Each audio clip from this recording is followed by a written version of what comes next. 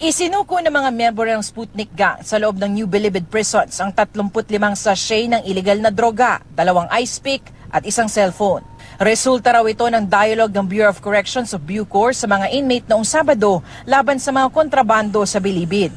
Matapos ibunyag ni Justice Secretary Vitaliano Aguirre II na nakorap na rin, maging ang mga nagbabantay na Special Action Force o SAF sa Bilibid, pinapapalitan na sila ni PNP Chief Ronald De La Rosa. Hindi man natin totally deny at hindi tayo nagmamalinis.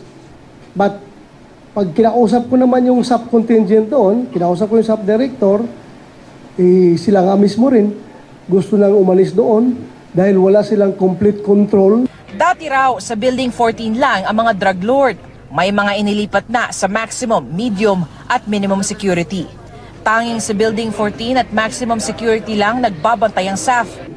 Kung yung mga drug lord doon sa Building 14 nilipat sa medium or sa minimum, wala nang control ang SAF doon.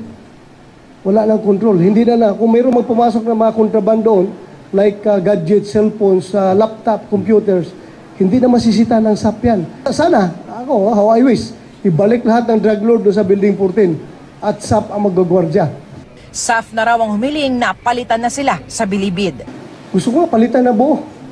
Palitan na buo dahil sila rin ang kuha nila doon, ang kanilang apprehension is baka masisira lang kami dito, sir. Kung nandito kami tapos magpapatuloy yung drug trade na yan dahil hindi namin makukontrol, baka masisira lang kami dito. You better relieve us here. Overstretch na raw ngayon ang SAF na bukod sa nagbabantay sa Bilibid, kasama rin sa operasyon laban sa multigroup sa Marawi at nagbabantay sa ilang mga lugar sa Mindanao. Ayon sa Bureau of Corrections, nagsasagawa na ng investigasyon ng NBI at PNP Drug Enforcement Group sa panunumbalik ng drug trade sa Bilibid. Kasunod ng mga balitang talamak na naman ng droga sa New Bilibid Prison, hinarap ni PNP Chief Ronald Bato de la Rosa ang mga miyembro ng PNP Special Action Force na nagbabantay sa piitan. Ang mga miyembro naman ng SAF, mas gusto raw madestino na lang sa Marawi. May ulat on the spot si Mark Salazar. Mark? Rafi, magkahalong paninermon at assurances at the same time si Chief PNP nang puntahan niya ang mga Special Action Force sa New Bilibid Prison. Pinaiimbestigahan ni General Bato de la Rosa sa DIDM at the Record for Intelligence ang media reports na may kasabot na SAF sa umano'y pagdami ulit ng droga sa loob ng Bilibid. Pag napatunayan do ito, maghuhurmentado raw si Bato, hawak ang itak na parang kay Lapu-Lapu. But in the same breath, Rafi, sinabi niya rin na mataas pa rin ang respeto niya sa SAF bilang finest unit sa PNP. Baka rin daw kasi gawa-gawa ng mga drug lords ang paninira sa SAF. 14 high-profile drug convicts sa Rafi ang nananatili sa Building 14 mula sa previous na 54. Ang ilan nasa Camp Aguinaldo sa ilalim ng Witness Protection Program.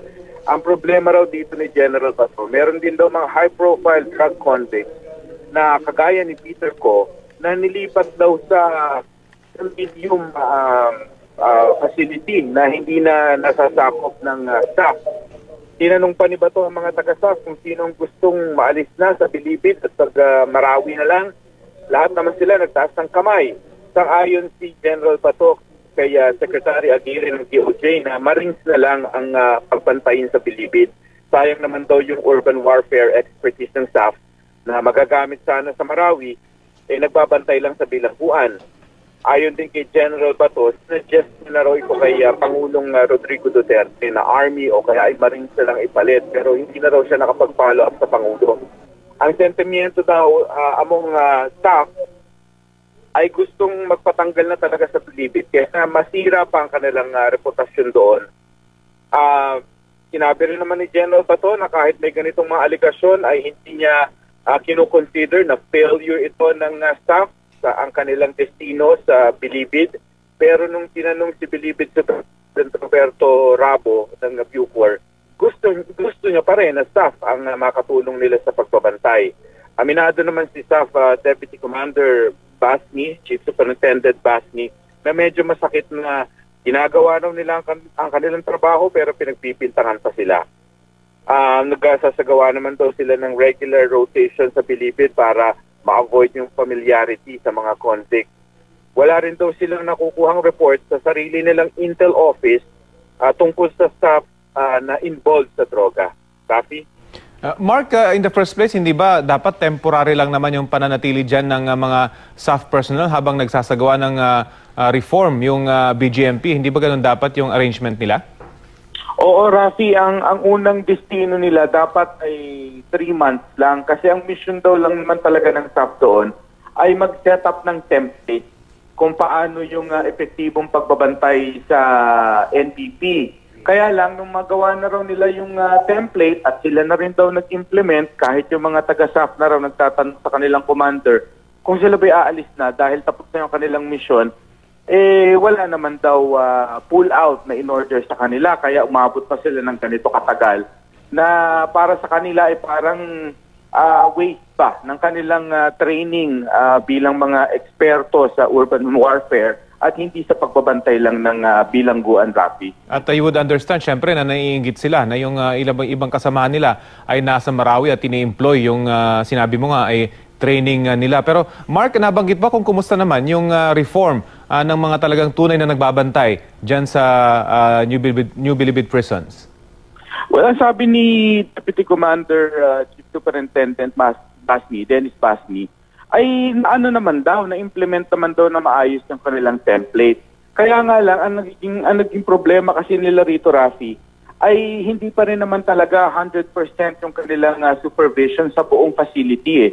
Dahil ang kanilang pagbabantay, palibasa ay ilan din lamang naman ang staff, ay dun lamang sila sa Building 14 kung saan nakahouse yung 14 high-profile convict na drug convict at saka dun sa maximum. Ang problema, meron naman daw mga drug convicts din na nilipat sa medium facility na hindi na nababantayan. So ito, Bucor na ang may hawak ito at nagpapatupad ng kanilang sariling mga patakaran sa medium facility. So hindi pa rin talaga 100% na mata at tenga ng staff ang nagbabantay sa buong compound ng New Bilibid, Rafi. So obviously marami pa talagang kailangang reformang isagawa dyan sa New Bilibid prisons. Maraming salamat sa iyo, Mark Salazar. Thank you. Floor, personal na hinarap ni PNP Chief Ronald Bato de la Rosa ang mga miyembro ng Special Action Force na nagbabantay sa New Bilibid Prison kaninang umaga. Dito tinanong ni PNP Chief ang mga SAF kung may katunayan pa ang akusasyon sa mga ito na nagpapagamit sa mga high-profile inmates sa illegal drug trade sa Bilibid. Mariin naman itong pinabulaan ng floor ng mga SAF troopers, partikular sa mga nagbabantay sa Building 14 kung saan nakakulong ang mga big-time drug lord. Sinabi pa ni De La Rosa na hindi muna niya aalisin ang mga SAF sa Bilibid hanggat hindi pa natatapos ang malalimang counterintelligence investigation na kasalukuyang isinasagawa sa mga miyembro ng SAF. Inamin din ni General De La Rosa na nasasaktan siya sa aligasyon na nakurap ng mga drug lord sa Bilibid ang SAF. Gayunman, Flor, handa umano niyang ipakulong ang mga SAF na mapapatunayang involved sa illegal na droga sa NBP sakaling lumabas na ang resulta ng investigasyon. Matatandaang nag-ugat ang aligasyon sa SAF troopers na kasangkapan umano sa illegal drug trade sa Bilibid matapos itong ihayag ni DOJ Secretary Vitaliano Aguirre sa mga kawani ng media. Samantala, Flor, ikinagulat naman ni De La Rosa na nasa medium security compound na ang Chinese high-profile inmate na si Peter Ko na dating nakakulong sa Building 14. Tinanong din ni De La Rosa ang mga SAF troopers na bantay sa Bilibid kung gusto ng mga ito na madestino sa Marawi City. Sumang-ayon naman ang mga SAF troopers na sumabak na lang sa Marawi City matapos tanungin ni De La Rosa. At yan ang ating update. Balik sa iyo, Flor. Maraming salamat sa iyo, Sherwin Clubong, nagulat mula sa Montelupa City.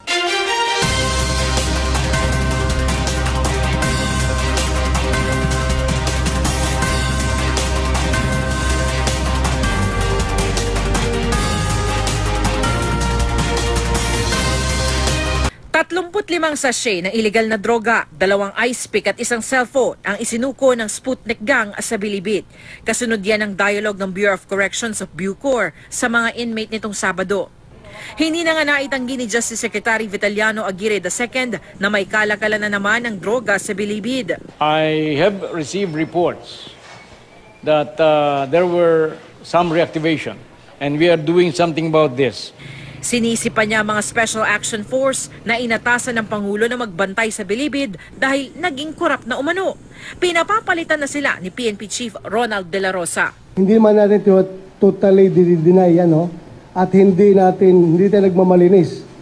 But pag kinausap ko naman yung sub-contingent doon, kinausap ko yung sub-director, sila nga mismo rin gusto nang umalis doon dahil wala silang complete control. Gusto tuloy ng PNP Chief na palitan na ang mga bantay na SAF, bagamat di malinaw kung SAF din ang ipapalit o hindi na mula sa PNP. Masisira lang kami dito, sir. Kung nandito kami tapos magpapatuloy yung drug trade na yan.